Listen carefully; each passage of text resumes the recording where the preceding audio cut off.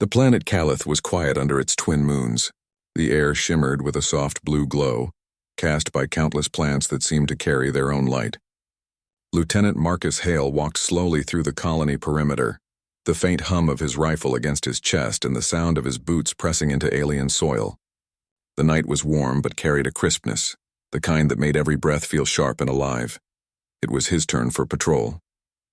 The Aurora, humanity's great colony ship, had landed only 2 weeks earlier, and the settlers were still learning how to build their first shelters, gather food, and guard against unknown dangers. Every night pairs of soldiers walked the edge of the camp, but Marcus preferred to walk alone. He was a soldier who had lived through too many wars back on Earth. This mission was supposed to be different. It wasn't about fighting. It was about beginning again. Yet he knew enough of history to understand that no new beginning was ever free of danger. The forest around him was alive with sounds, the whisper of tall grass, the chirping of winged insects, and the distant call of some creature that almost sounded like a wolf, but carried a strange echo. The stars overhead looked brighter than they ever had on Earth. Marcus paused at the ridge where the colony lights ended. From there, the wilderness stretched out unbroken, a sea of glowing plants swaying in the wind. He felt something stirring in his chest, awe mixed with unease. Beautiful, isn't it? He whispered to himself, but he wasn't alone. A flicker of movement caught his eye. Just beyond the ridge, half hidden among the glowing plants, stood a figure. At first, Marcus thought it was a trick of the light. But then the figure moved, graceful, steady, unafraid. His training kicked in. He raised his rifle and switched on his helmet's visor. The outline sharpened. It was humanoid, slender, standing taller than most human women, with skin that shimmered faintly like silver under moonlight. The figure stepped closer. Marcus steadied his breath. "Identify yourself," he called out. His voice was steady, but his heart raced. The alien woman stopped only a few paces away. Her eyes were the first thing he noticed, bright glowing pools of silver that seemed to reflect not only the moon's but also his very thoughts. Her skin carried faint streaks of blue light, like rivers of energy flowing under the surface.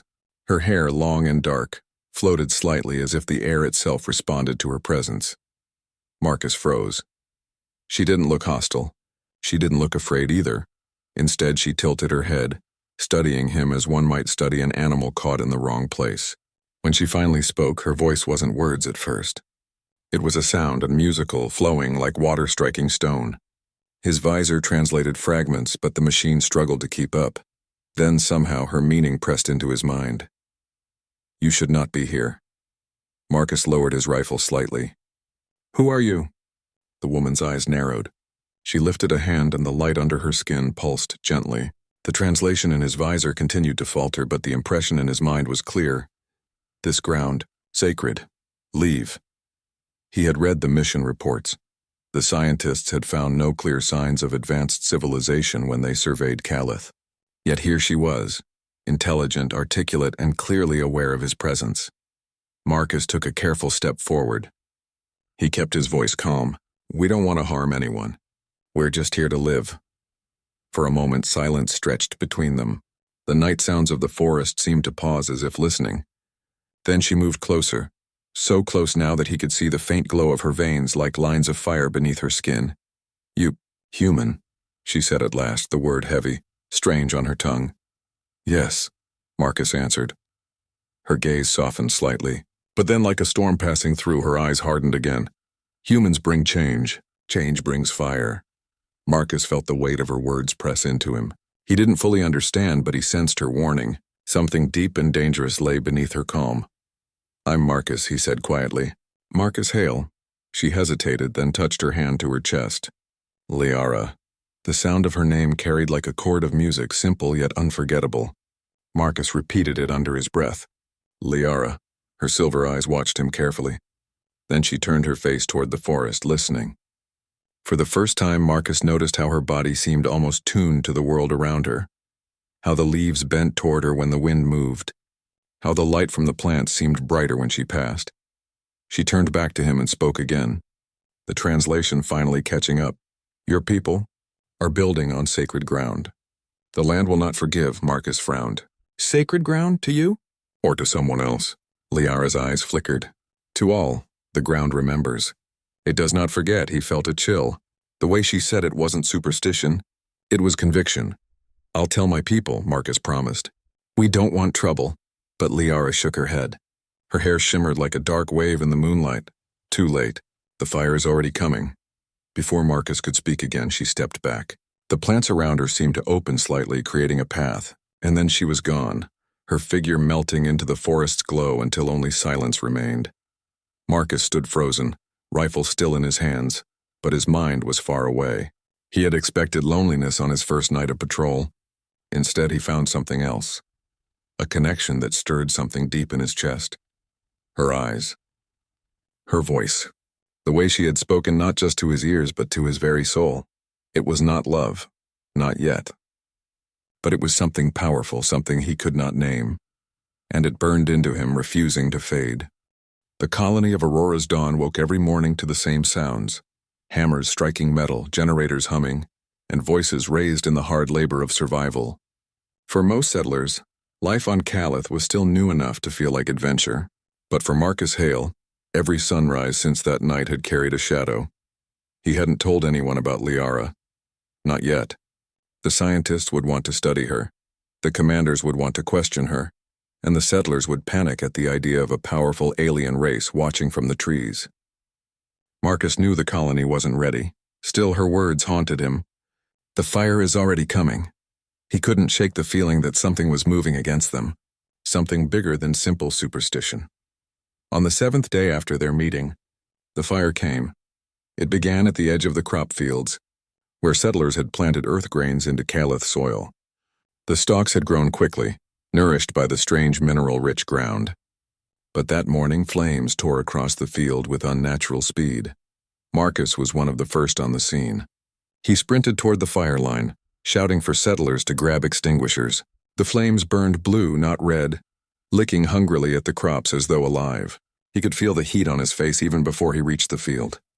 Get water. Get foam, someone screamed. Settlers formed a frantic chain, passing buckets, spraying hoses. But the fire didn't behave like any fire Marcus had seen before. It moved in patterns curling against the wind, spreading not just through dry stalks but through wet soil. Marcus dropped to one knee, pressing his gloved hand against the earth. The heat pulsed beneath the surface as if the fire were crawling underground. This isn't natural, he muttered. By the time the flames were beaten back, half the field was ash. The colony lost nearly a month's food supply in a single morning. That night, the settlers gathered in the central square. Fear spread like a sickness. It was sabotage, one farmer growled. Someone lit it. Sabotage by who? Another demanded. We're the only ones here. Marcus stood at the edge of the crowd, silent. But his thoughts were loud. Not the only ones. The attacks didn't stop. 3 nights later, one of the water tanks was found cracked open. Its contents spilled into the dirt. The day after that, the perimeter alarms triggered twice, showing shadows moving just beyond the lights, but no bodies were found. Every time something happened, Marcus thought of Liara's warning. The fire was here. It wasn't random. Someone, or something, wanted the humans gone. He tried to tell Commander Reeves, his superior officer, but Reeves dismissed him. Stress, Hale. You've been working too many nights. Fires, cracks, shadows, and all of it's natural. You think the earth didn't burn or break before we came here? Reeves clapped him on the shoulder, trying to sound reassuring. Get some rest. But Marcus knew better. That night, he made his decision. When his shift began, he didn't patrol the perimeter. Instead, he slipped quietly into the forest, moving toward the ridge where he had first met Liara. His boots pressed softly against glowing moss, leaving faint prints that faded seconds later. The deeper he walked, the more alive the forest felt. Plants shifted as if watching. Creatures darted through the undergrowth. He felt eyes on him, though no one appeared. He was about to turn back when he heard the voice. Marcus. Her voice. Liara stepped out from behind a cluster of tall, crystalline trees, her silver eyes glowing softly in the moonlight. She looked exactly as she had that first night, calm, graceful, and yet heavy with something unspoken. You came, she said. I had to. Marcus lowered his rifle. The colony's under attack. Crops burned. Supplies destroyed. People are scared.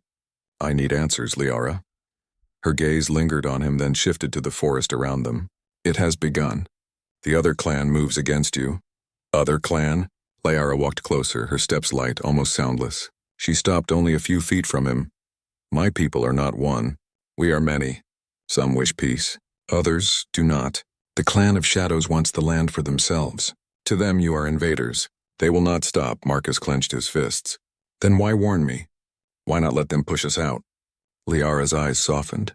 Because not all humans are fire. Listen, her words struck deep. Marcus had spent years as a soldier, seen humanity's worst side, greed, destruction, endless war. Yet in that moment, standing before her, he felt something else. He wanted to be the one who listened. What do they want? He asked. Liara shook her head. They want the land. They want the sacred places untouched. But they also want you afraid. Fire, shadow, fear. These are their weapons. Marcus thought of the settlers back in camp, how quickly fear had spread after the fire. Liara was right. Then help me stop them, Marcus said. Liara hesitated. The blue glow under her skin brightened, pulsing with her heartbeat. If I help you, I betray my own. And if you don't, Marcus replied, my people could be destroyed. Maybe yours too. Fear grows fast, silence stretched. Then slowly Liara extended her hand. Come, she said. If you wish answers, I will show you. They walked together through the forest. Liara moved with such ease that Marcus felt clumsy beside her. She touched plants as they passed, and they responded, glowing brighter, shifting slightly, opening petals that released faint scents into the air. After nearly an hour, they reached a clearing. In its center stood ruins. Marcus's breath caught at the sight. Stone pillars, cracked and broken, rose from the ground, covered in vines. Symbols glowed faintly on their surfaces. Symbols that looked eerily similar to ones Marcus had seen in human history books. This place, Marcus whispered. It's not human, but Liara's silver eyes fixed on him. It is older than both of us. Older than Calith. Older than Earth.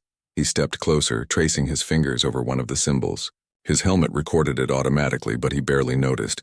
These are almost familiar, he muttered.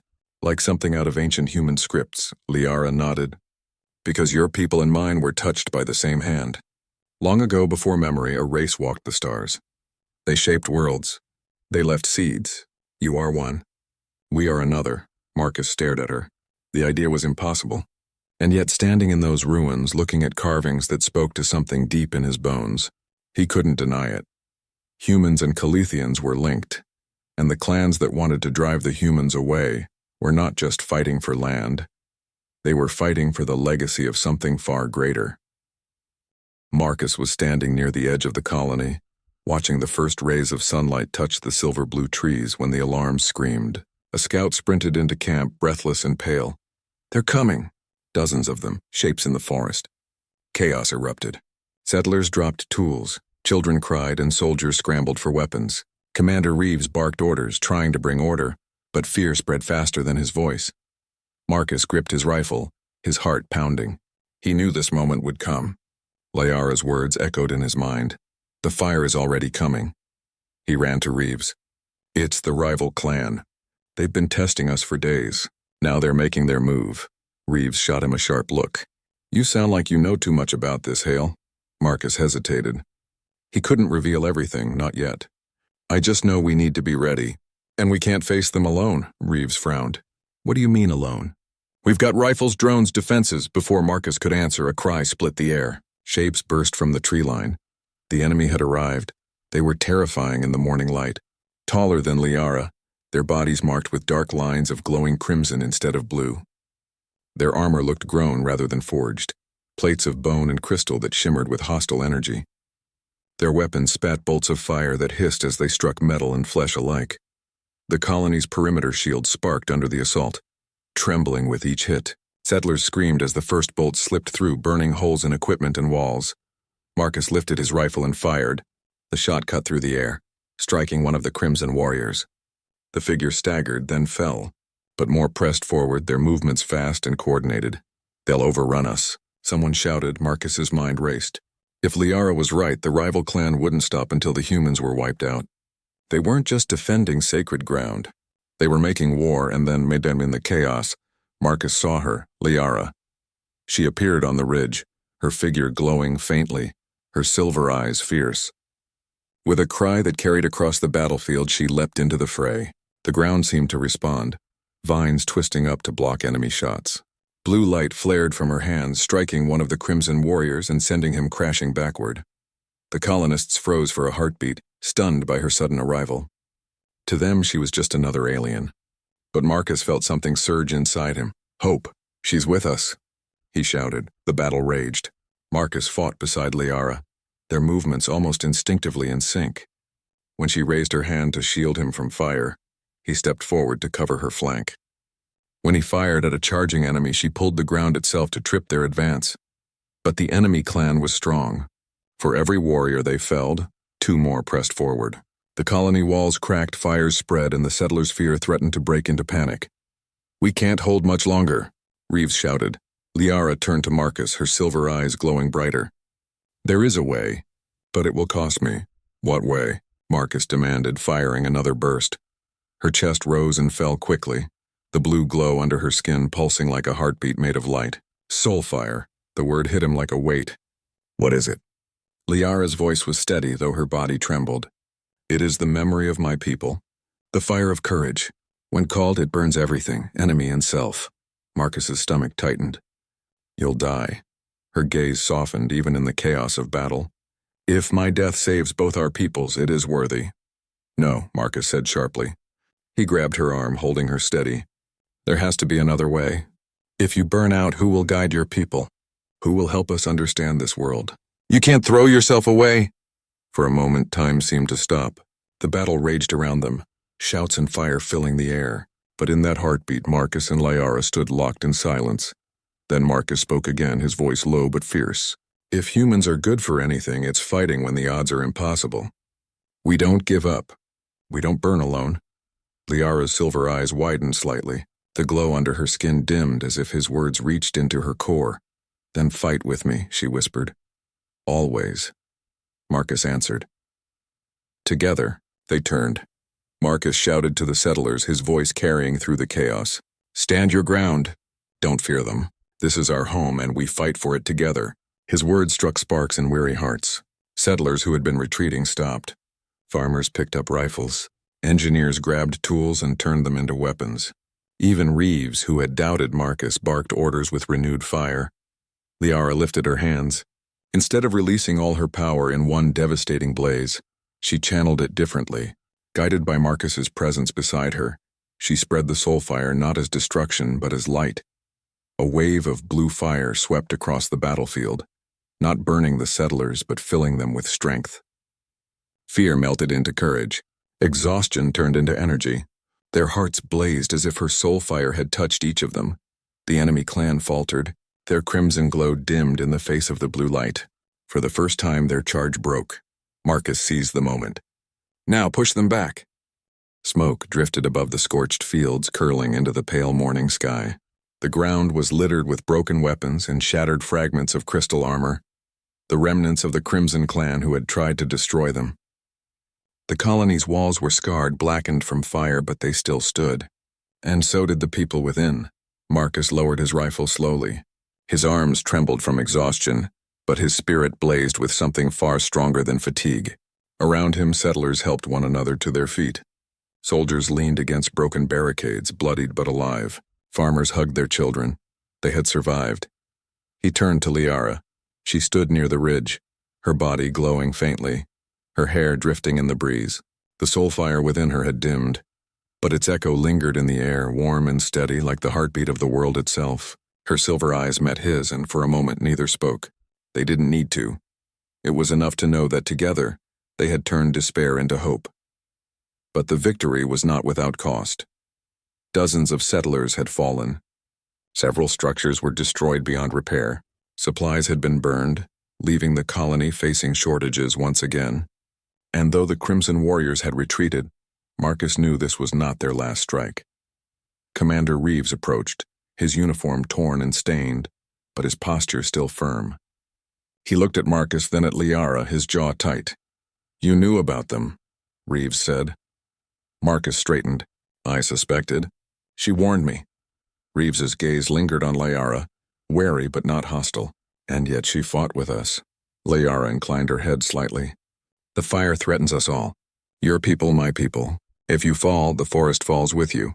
I cannot allow that. Reeves studied her in silence, then finally nodded. Then perhaps. We need to talk. All of us. That evening, while the wounded rested and repairs began, a council gathered. Settlers, soldiers, and Liara sat together in the central square. The air was heavy with tension, but also with curiosity. For the first time, humans and Calithians faced one another not as strangers, not as enemies, but as potential allies.